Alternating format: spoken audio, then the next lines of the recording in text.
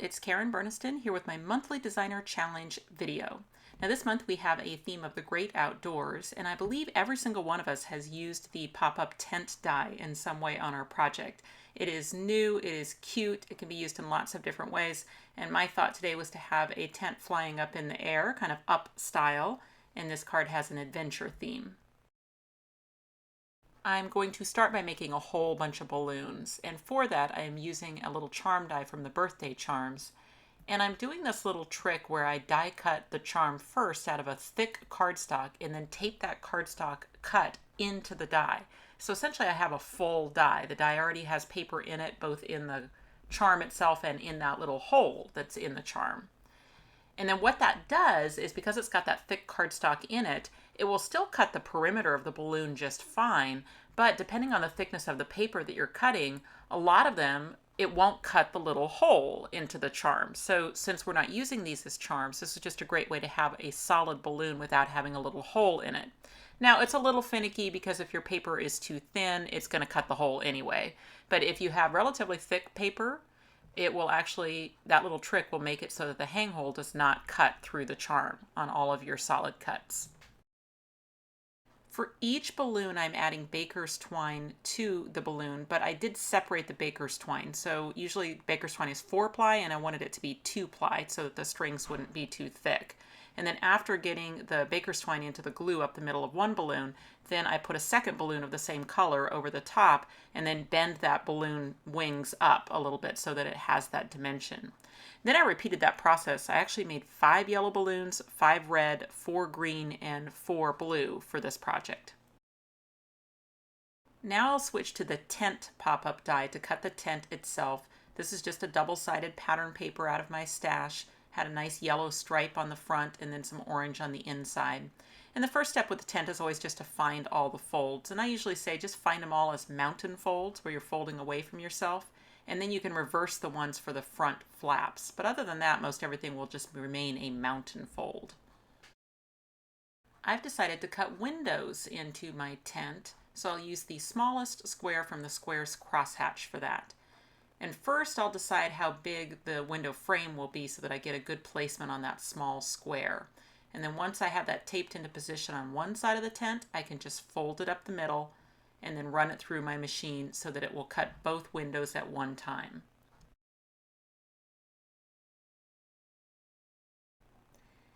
And then to suspend my balloons, I'm going to need a slit at the top of the tent. And I can just do that with my scissors on the fold. And what I've done is I've just cut some thick plastic from like an old blister pack, just some packaging material that was sitting around.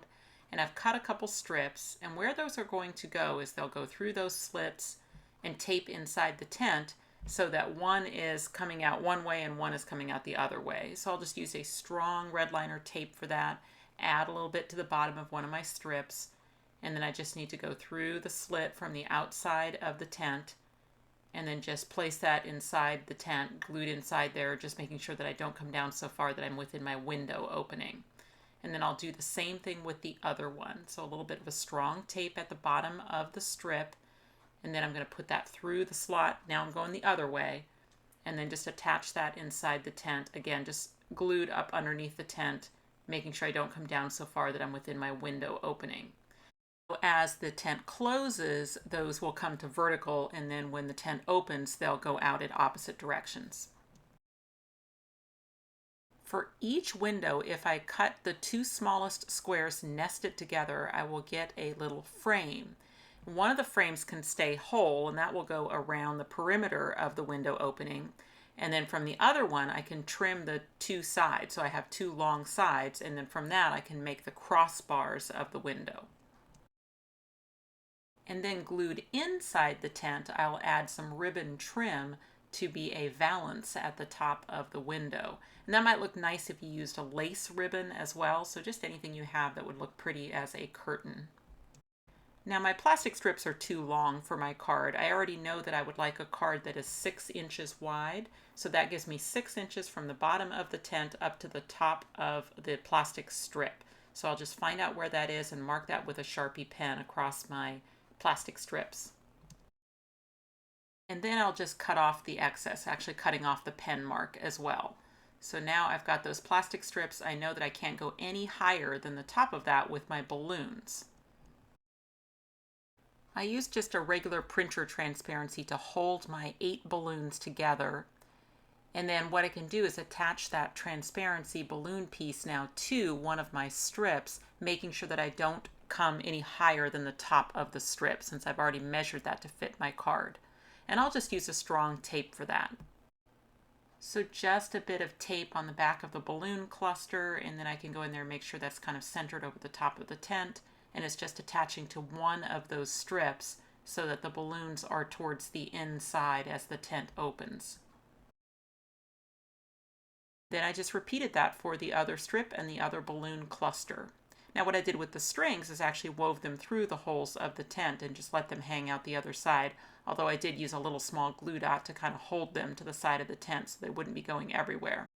I also used some baker's twine through my front flaps and tied some cute little bows. Okay, now it's time to assemble the tent, which just means getting the flaps that hold the front side together, which is that little triangle tab at the top, so a little glue in that. Collapse the tent down and attach that to the other side. And then on the back of the tent there's a long tab, so for that one you just add some adhesive in that long tab, and then the easiest way to connect it is to actually collapse the tent down, tucking that tab in as you go so that you can attach it easily to the other side. And that completes the assembly of the tent. It is now ready to go inside a card, but first of course I need to make a card. I decided on a 5x6 side fold card, so that means I started with a 12-inch by 5-inch piece of cardstock scored in the middle for folding. But first I just checked with the tent to make sure that I didn't have balloons too high, and I was a little worried that that card was going to be too close. You can see how close to the edge the balloons are. So just to give myself an extra little bit of breathing room, I created 2 extenders using the scalloped die from the Tropical Scene die. And then that way I have just a little bit of extra width on my card. My tent should fit in there no trouble, and I won't have any balloons visible when the card is closed. Now I'll switch to the Clouds Edge die from the Nature Edges die set, and I'm using a very lightweight piece of white cardstock for this, and just moving that die around to cut various little shapes that are cloudy, and then I can use that to fill in my whole background. So I combined all those shapes for the big clouds with the stitched clouds that come included in the Outdoor Scene die set. The ends of the tent flaps go right into the fold of the card, anywhere along the fold, but of course you want to keep the tent within the card. So I went as far back as I could and still have the back of the tent within the card. And then just used a strong adhesive on both of those tent flaps to glue them now inside the card, just lined up with the fold. And then the first time I open it, I just want to take a little care and make sure that my glue is set up nicely, it doesn't pop back up again. And just like that, I've added that tent now inside the card. Then I'll use the 3 bird dies that come included in the Outdoor Scene to add some birds flying in the sky. I cut one of the crosshatch squares out of red cardstock and then cut 2 sides off of it and then folded in those sides at an angle, and that made the perfect little flower box that I then decorated with some flowers cut from the tree pop-up die set. And then when I go to add that to the tent, I can just add the adhesive on the 2 flaps that I folded behind the flower box and then just attach that to the tent. That'll give those flower boxes a little bit of dimension. For the front of my card, I created another panel using the same clouds and birds. And then to that, I've taped in place the first half of the word adventure using the new alphabet die set. I've also cut 2 pieces of thick black cardstock that are the same size or just a little bit smaller than my front panel. And I want one of those pieces of cardstock underneath that front panel when I die cut it. And I'll roll it through twice. Now what that will do is it will cut down through my front panel, so my letters will come out of my decorated scene, but will also press those letters into that thick black cardstock so that I know exactly where to move the dies and cut them. I move the dies to the black cardstock and then layer that up over the other piece of black cardstock. Run that through a couple times, until I have 2 layers of black cardstock that have the same negative space holes in them for the first half of my word adventure. Now I repeat that same process with the other half of my word so that I end up with, again, my letters cut out of my scene for the front of my card, as well as 2 layers of black cardstock underneath them that perfectly match up with the holes. So I stack those 3 layers together and then glue them to the front of my card. And now I'm going to fill in those letters. We're basically doing kind of like a reverse eclipse card where the letters are now sunk into the card instead of raised above it. And one thing you have to decide is how you're going to handle the little middle parts of the A and the D and the R. If you're really dedicated to this technique, then you will find the black versions of those little centers and stack them up underneath the scene versions and then put those in the center. And when you do that, you really get a cool effect. But of course, those pieces are tiny. So I leave it to you as to whether you are willing to do that, but I will show you here how cool it looks. So if you don't care about dimensional centers, you could definitely just put them down at the same level as your letter or leave them out. So after gluing in all my letters, I then just added my final 2 balloons to the front of the card.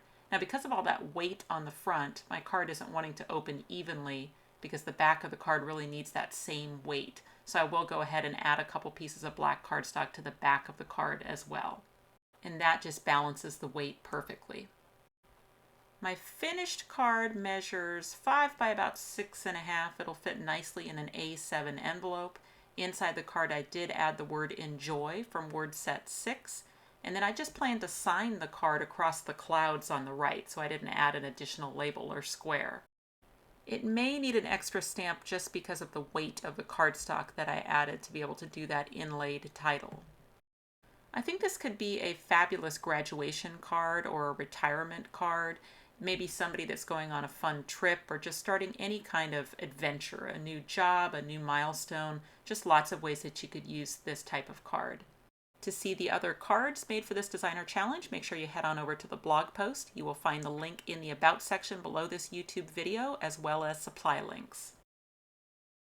If you click on the website link, you'll go to KarenBurniston.com where you can find out information about purchasing these dies, as well as links to all my other social media accounts.